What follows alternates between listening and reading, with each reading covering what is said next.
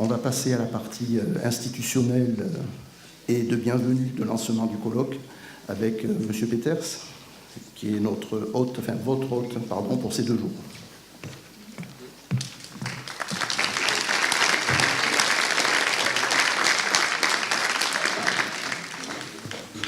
Merci beaucoup. Je n'ai pas l'habitude d'être applaudi quand je commence. Je voulais vous souhaiter à toutes et à tous la bienvenue. La bienvenue, alors, je ne peux pas dire à l'Université Bretagne Sud, on n'est pas dans les locaux de l'Université Bretagne Sud, mais on n'est pas très loin.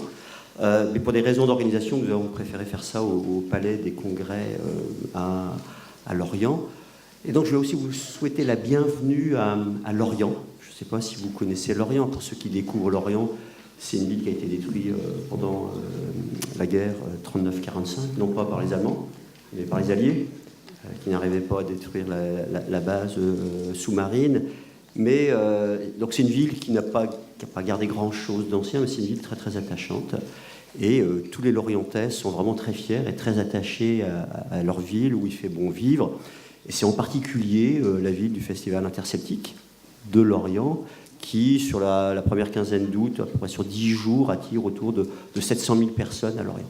Et donc vous êtes dans une salle où pendant 10 jours, du matin au soir, vous avez des concerts, des masterclass, des concours de cornemuse, d'accordéon diatonique, etc. Donc imaginez-vous l'été ici, dans une autre atmosphère.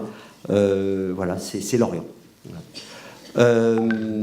Ceci étant dit, je veux aussi remercier l'équipe organisatrice du colloque. Voilà.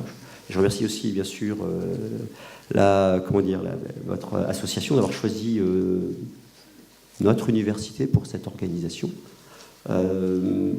Pour plusieurs raisons, j'imagine, mais c'est vrai que l'histoire de l'université Bretagne Sud, qui est née en 1995, comme beaucoup d'universités dans les années 90, est marquée par la volonté de faire réussir les étudiants, d'amener des étudiants, enfin des lycéens qui n'auraient pas fait d'études, à faire des études et évidemment les faire réussir. Voilà. Et l'université Bretagne Sud a ça dans son ADN, et très tôt, on avait 2 IUT sur le territoire, quelques formations, etc. Très tôt, s'est posé la question de l'insertion professionnelle, avec beaucoup de stages aujourd'hui, mais pas que. Ce qui fait qu'aujourd'hui, quand on regarde les taux d'insertion des masters, sur les chiffres du ministère, donc ils sont vrais. Il se trouve que l'Université Bretagne Sud est parmi les meilleures universités pour l'insertion professionnelle. Alors, pas de quoi de se gargariser, parce que, ayant dit ça, il y a quand même encore beaucoup de travail à faire pour toutes les universités, tous les établissements en France, pour que l'employabilité s'améliore, et puis aussi pour les entreprises, pour que le chômage baisse. C'est pas seulement le rôle des universités de faire en sorte qu'il y ait du travail, c'est aussi celui des entreprises. Mais nous avons ça dans notre ADN, et personnellement, et aussi dans l'équipe que j'ai, cette question de la formation est vraiment importante. Quand j'ai commencé, avant que je commence mon premier mandat en 2012, il y avait un vice-président, voilà, en charge de la formation, qui faisait à peu près tout. Dans le deuxième mandat, en 2012, j'avais 2 vice-présidents autour de la formation. L'un autour de la formation, on va dire de façon générale, ce que vous connaissez, VP CFVU, et puis un autre autour de la formation tout au long de la vie. Voilà. Et puis, depuis 1 an et demi, maintenant, j'ai 3 vice-présidents autour de la formation, dont 2 sont présents dans la salle. Un VPCVU qui n'est pas là aujourd'hui, mais qui aurait bien aimé être là, mais il était au CNESER hier pour l'accréditation. Un autre, Gaël Morel, qui est là pour la formation continue. Puis un autre, Gilles Bedou, pour ce qui est innovation pédagogique et numérique, et dans ce sens-là, et pas dans l'autre. Puisque l'innovation pédagogique n'est pas que le numérique. Donc nous avons à cœur à l'Université de Bretagne Sud de travailler sur ces questions de la formation, parce que nous savons tous que les métiers évoluent vite, et aujourd'hui nous formons les étudiants pour des métiers, alors certains qui existent, mais d'autres qui n'existent pas. Voilà. Et donc nous devons nous poser la question sans cesse de savoir comment nous pouvons former nos étudiants, évidemment en formation initiale, et puis en formation continue. Tout l'enjeu, évidemment, est de faire en sorte que des salariés ou des chômeurs puissent se former et puis retrouver la voie de l'emploi sur des compétences, encore une fois, qu'on n'imagine pas aujourd'hui. Et c'est notre métier de nous remettre en question et puis aussi de former. Donc l'innovation, elle est évidemment pour les étudiants, mais elle est aussi pour nous-mêmes. Voilà, je ne vais pas être plus long. Je vais passer la parole au recteur qui nous fait l'honneur d'être ici. Je vais vous souhaiter un très bon, je ne sais pas si vous l'avez appelé colloque, congrès, mais à Lorient, profitez bien. Puis surtout, je pense qu'il y aura pas mal d'échanges. L'enjeu de la formation, vous l'avez compris, pour nous est très important et je sais que pour vous, il est très important. Voilà, au revoir.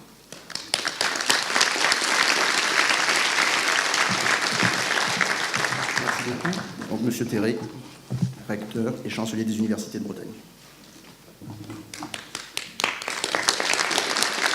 Attendez de savoir ce que je vais vous dire. Monsieur le président de l'Université de Bretagne Sud, monsieur le vice-président de la conférence des directeurs de services universitaires de formation continue, vous représentez un peu au pied levé le président qui arrivera peut-être, qui nous rejoindra peut-être dans un moment, madame la représentante de la DGCIP, mesdames et messieurs les représentants et représentantes des universités, mesdames et messieurs, chers collègues.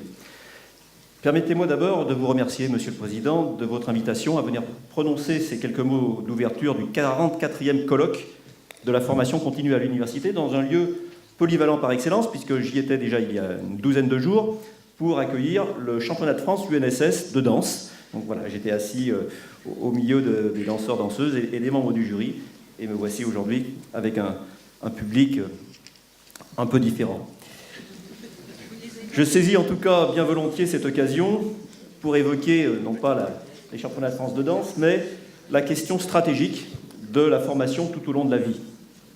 Véritable continuum entre la formation initiale, générale ou professionnelle, et l'activité professionnelle, l'implication associative ou bénévole et les actions de formation continue, la formation tout au long de la vie est au cœur des processus interrogeant et transformant le monde, l'économie, et la vision des entreprises à l'égard de leurs salariés.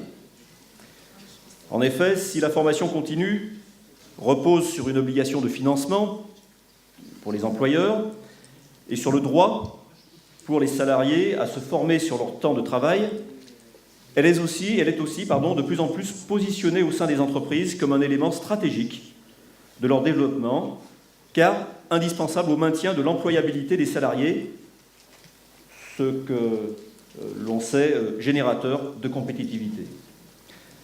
C'est également un facteur majeur de développement et de cohésion sociale des territoires auxquels l'État et les collectivités prêtent une attention toute particulière. C'est même devenu, vous le savez, une priorité nationale du nouveau gouvernement. À ce propos, différents acteurs que vous connaissez bien travaillent au développement de ce continuum de formation. L'État, bien sûr, au niveau central et au niveau déconcentré, les régions, avec leurs compétences sur la formation professionnelle, les employeurs, Pôle emploi, les prestataires de formation, plus de 48 000 au niveau national, dont les activités sont réparties entre organismes publics de formation, Greta, CNAM, Service de formation continue des universités, pour 20%, et organismes privés pour le reste. Ces dernières années, l'incitation à développer les prestations de formation continue au sein des universités a été forte. Et cela, autant, je crois, pour trouver de nouvelles ressources. On sait combien il existe des tensions sur le plan budgétaire dans nos universités, que pour valoriser aussi le savoir-faire et l'expertise de ces mêmes universités. Le rapport Germinet évoquait, fin 2015, un chiffre d'affaires potentiel d'1 milliard d'euros pour un chiffre réel actuel d'environ 400 millions. C'est un chiffre qui a fait beaucoup réagir lorsqu'il est sorti, et il n'est sans doute pas nécessaire d'y prêter trop d'attention. Il faut en tout cas remarquer que l'implication continue des universités sur cette thématique possède un impact remarquable sur de nombreux volets, aussi bien nos modes d'organisation que les pratiques pédagogiques ou les stratégies de communication. On n'accueille pas évidemment de la même manière un trentenaire en reprise d'études ou des salariés d'une PME venant se former aux problématiques de cybersécurité ou encore un néo-bachelier de 18 ans. Il est évident que proposer des prestations de formation qui ne seraient pas à la hauteur des attentes des stagiaires dans leur grande diversité, et cela au prétexte qu'il s'agirait de faire du chiffre, de faire du volume, aurait un effet dévastateur pour l'université, sur son image et donc sur son rayonnement. Ce n'est évidemment pas ce que vous recherchez. Par contre, proposer des formations de qualité dont l'objectif est la montée en compétences à travers des formations qui répondent de fait aux besoins des entreprises, des collectivités, des administrations, des associations et du public auquel vous vous adressez, voilà quel est l'objectif commun que vous portez tous et qui vous réunit finalement aujourd'hui à Lorient. Dans les 2 jours qui viennent, je ne serai pas avec vous, mais j'ai consulté le programme, vous allez partager des réflexions, des expériences sur le développement de formations courtes et modulaires, sur des formations hybrides qui permettent de combiner formation et maintien d'une activité professionnelle, sur l'utilisation du numérique, ce n'est pas qu'une mode, sur l'impact des récentes découvertes en neurosciences sur les apprentissages et sur les dernières innovations en matière d'enseignement. Ce sont autant de discussions sur des sujets véritablement passionnants qui, j'espère, éclaireront vos services dans le déploiement de la formation tout au long de la vie en vue d'une meilleure adéquation entre emploi et formation. Je voudrais évoquer également 2 ou 3 points qui sont d'actualité. D'abord, le rôle du conseiller académique de la formation continue dans l'enseignement supérieur. Vous le savez, le ministère a publié un nouvel arrêté, c'était fin avril, qui propose une évolution significative de la mission de coordonnateur académique. Proposé conjointement par le recteur d'académie et le ou les chefs d'établissement chargés d'organiser la coordination territoriale, ce conseiller participe à la définition et à la mise en œuvre de la politique de formation professionnelle continue dans l'enseignement supérieur sur le territoire considéré. Il veille ainsi à la cohérence et à la complémentarité des services et de l'offre de formation continue des établissements situés dans ce périmètre. Il promeut dès lors des services et l'offre de formation elle-même auprès des partenaires du monde socio-économique et des organismes de financement. On attend aussi qu'il ou elle, bien sûr, collabore étroitement, d'ailleurs dans l'amphi je dirais que c'est peut-être plus elle qu'il, collabore étroitement avec les délégués académiques chargés de la formation continue des adultes et les directeurs des GIP, des groupements d'intérêt public, formation continue et insertion professionnelle, pour contribuer à l'offre de formation, favoriser une meilleure visibilité de cette offre globale, promouvoir aussi les actions de partenariat et coordonner les réponses aux appels d'offres régionaux, locaux, nationaux ou européens. Nous attendions cette clarification du positionnement et des missions du conseiller, parce que c'était un élément, on le sait, un élément favorable au renforcement de la cohérence de l'offre de formation, un gage aussi de meilleure efficacité. Vous pourrez vous appuyer sur ces conseillers, certains sont là. Je salue d'ailleurs à ce propos le coordonnateur actuel, M. Mamoun, que le président de l'UBL et moi-même avons proposé à Madame la Ministre pour assurer cette mission pour la région académique Bretagne. Je souhaite également mentionner le lien entre formation continue et campus des métiers et des qualifications. Au niveau national, 77 campus sont labellisés. Nous en avons 3 en Bretagne, sur les industries de la mer, sur les techniques et technologies alimentaires et sur les technologies et usages numériques. Un 4e est en construction, il est bien avancé, sur le thème du bâtiment durable. Je prends ces exemples parce que ce sont des modalités et des dispositifs qui fonctionnent. Il y a des conditions pour cela, mais c'est plutôt un dispositif qui s'avère gagnant pour tous les acteurs. Ce sont des dispositifs qui fédèrent de larges réseaux d'acteurs, qui constituent souvent des outils d'aménagement du territoire, de renouvellement aussi de la formation professionnelle et de renforcement du lien avec les entreprises. De nombreuses actions de formation sont construites au sein de ces campus. Ce sont des structures tout à fait remarquables pour stimuler l'innovation pédagogique et donner une meilleure visibilité à vos offres de formation. Enfin, je ne saurais passer sous silence le rôle des GRETA, et ceci est en lien avec les campus des métiers.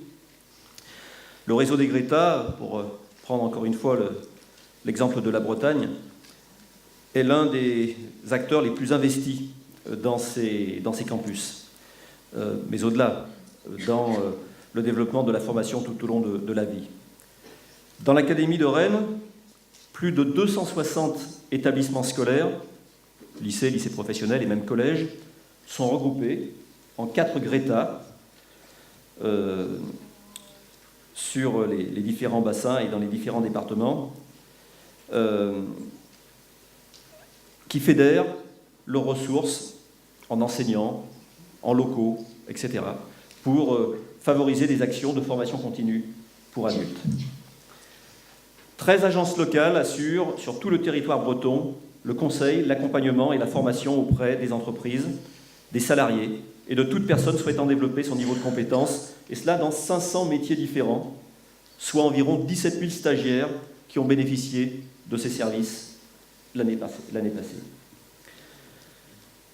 Pour conclure, je dirais que le thème de la formation tout au long de la vie est désormais bien ancré dans les différents projets d'établissement et avec un investissement très visible des équipes universitaires. Et je dirais non seulement c'est visible, mais c'est en constante progression. Je crois que cet effort doit être maintenu, y compris dans son évolution quantitative et qualitative. Et que les futurs projets construits de manière souple doivent pouvoir répondre à l'évolution des besoins des salariés et des entreprises, le tout en restant cohérent avec l'offre de formation de vos universités. Ce sont les conditions, à mon sens, d'une réussite future pour vos projets. J'espère en tout cas que ces 2 jours de discussion, de débat, d'échange, de questionnement, fussent-ils parfois difficiles à entendre, y contribueront. Je vous souhaite un excellent colloque.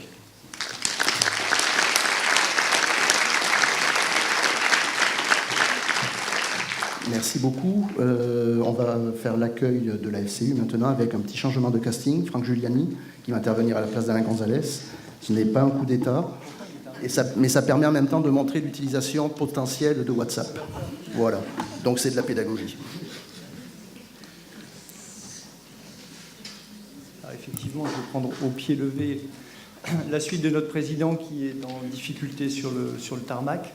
Vous l'avez vu, il s'est subrepticement glissé quand même sur le bas de l'amphi. Alors, monsieur le recteur, monsieur le président, monsieur le vice-président en charge de la formation continue, madame la directrice, chère Gaëlle, en tout cas, et avant toute chose, des remerciements appuyés par anticipation pour ces 3 jours à venir de travail qui se présentent sous les meilleurs auspices.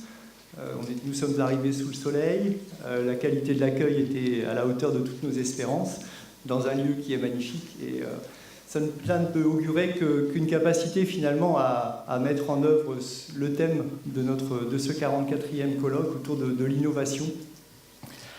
Et je dirais que sur un succès qui ne se dément pas au fil du temps, au fil de ces colloques, avec encore aujourd'hui un peu plus de 260 participants issus de nos différents services, représentant finalement le panel assez large des métiers que l'on peut trouver dans nos services de formation continue. Et cela, je pense, c'est important aussi à souligner dans la mesure où ce temps du colloque est un moment de partage, d'échange de pratiques et effectivement de capacité à se projeter sur l'avenir et à répondre aux attentes fortes qui sont aujourd'hui mise entre nos mains et je dirais dans l'opportunité dont il nous faut absolument prendre la mesure. Alors, pourquoi je parle d'actualité ou d'ambition, ou en tout cas d'attente forte de la part de nos établissements? C'est que finalement, ce 44e colloque se déroule à nouveau dans un environnement et une actualité qui foisonne. Actualité qui foisonne tant de la part de notre ministère, du ministère d'Enseignement supérieur, autour finalement et dans la suite ou dans la continuité du rapport de l'IGAENR qui était sorti il y a maintenant quelques années, du rapport du président François Germinet, et finalement des suites qui ont pu y être apportées. Je pense notamment aux 2 appels à manifestation d'intérêt, et là c'est un petit clin d'œil aussi auprès des collègues qui aujourd'hui œuvrent dans le cadre de ces appels à manifestation d'intérêt. Le réseau est très fortement en attente de ce que vous allez produire et de la façon dont on va pouvoir essaimer ce que vous êtes en capacité aujourd'hui de produire et d'innover.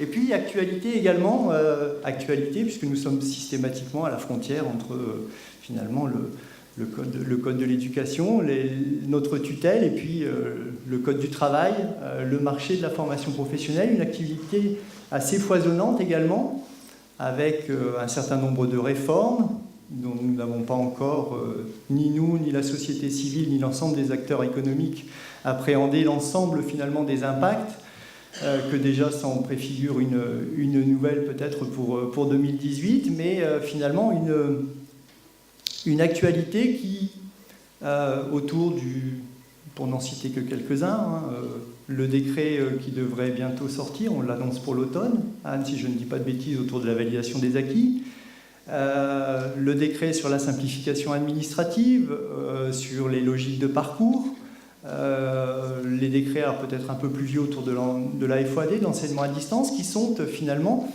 des éléments qui transforment profondément le marché de la formation professionnelle, les attentes et la façon dont finalement nous pouvons mettre en œuvre des parcours de formation et de certification. Alors effectivement, on pourrait vivre ces éléments comme étant des contraintes fortes. On peut aussi s'en saisir pour finalement en faire des opportunités. Et si je reprends un peu les propos et les attentes évoquées par Monsieur le Recteur ou Monsieur le Président autour des problématiques d'insertion professionnelle, de lien, d'accompagnement de l'enseignement supérieur autour des problématiques de développement économique des territoires, on peut aussi effectivement se dire que ce sont là d'énormes opportunités sur lesquelles nous allons pouvoir travailler et finalement faire que la formation continue et nos services de formation continue soient un outil des établissements dans le cadre de cette transformation profonde qu'elle doit opérer. Et je pense là, nous avons réellement, en tant que réseau, en tant que service, une carte à jouer dans nos établissements pour être finalement un des leviers, un des outils que les présidents peuvent utiliser pour conduire le changement. Alors derrière conduite de changement, transformation, dynamique d'amélioration, il est un élément force dont je ne vous ai pas encore parlé, mais qui effectivement est un élément très structurant, qui est finalement ce décret de juin 2015 appelé décret qualité, qui est finalement un outil d'amélioration continue, un outil de management par les qualités, un outil finalement d'accompagnement et de conduite du changement dans nos services, dont un certain nombre se sont aujourd'hui emparés.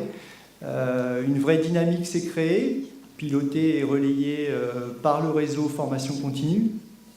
À ce jour, et simplement pour vous donner quelques éléments, 5 établissements certifiés par Bureau Veritas Certification, dont un qui est un local de l'État, puisque nos collègues de Rennes 2 viennent d'être récemment certifiés.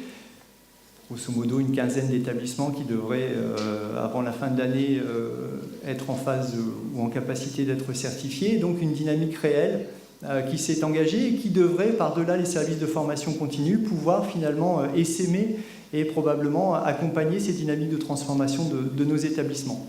Et derrière, et par-delà peut-être ces dynamiques de conduite de changement, de transformation, effectivement, d'amélioration continue, on retrouve cette capacité qu'ont nos services en tant que structure agile, finalement à être innovante. Et on retrouve probablement là le thème, et c'est ce qui nous a aussi conduit à choisir ce thème de l'innovation pour ce 44e colloque, et de la question finalement de l'innovation au sens large, et peut-être que, et c'est sûrement un des enjeux aussi de ce colloque, que nous puissions définir collectivement une représentation de ce qu'est l'innovation, de ce qu'en est le périmètre, de comment définit-on finalement l'innovation et dans quelle dimension elle se met en œuvre, selon quelle modalité. En fait, en tout cas, un certain nombre de questions et un champ qui est très largement ouvert et sur lequel nous allons, je pense, avoir l'occasion et le plaisir de plancher durant ces 3 jours, dans des conditions, je le réitère, qui semblent des plus propices à la créativité. Et en tout cas, je nous souhaite un bon colloque. Merci.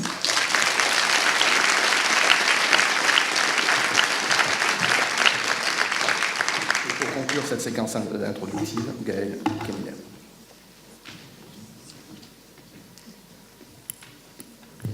Bonsoir. Lille, Paris, Strasbourg, Marseille, Bordeaux, Brest, Poitiers, l'île de la Réunion et tant d'autres villes encore, vous êtes venus de toute la France, en train, en avion, en voiture, en minibus, en vélo. Merci à vous. Au nom de toute l'équipe du service formation continue de l'Université de Bretagne Sud, je suis heureuse de vous souhaiter la bienvenue à Lorient. Chez nous, en Bretagne, terre de l'Ouest battue par les vents, nous disons « Qui voit Ouessant, voit son sang. Qui voit Molène, voit sa peine. Qui voit Saint, voit sa faim. Qui voit Croix, voit sa croix. Et qui voit Lorient, vient en souriant. » Nous vous proposons un colloque studieux et festif. Car quand on travaille beaucoup, on a envie de s'amuser. Et quand on s'amuse bien, on travaille mieux. Ce palais des congrès sera votre maison, notre maison, pour les 3 jours que nous allons passer ensemble. C'est donc ici que je déclare ouvert le 44e colloque national de la formation continue à l'université. Bonne soirée.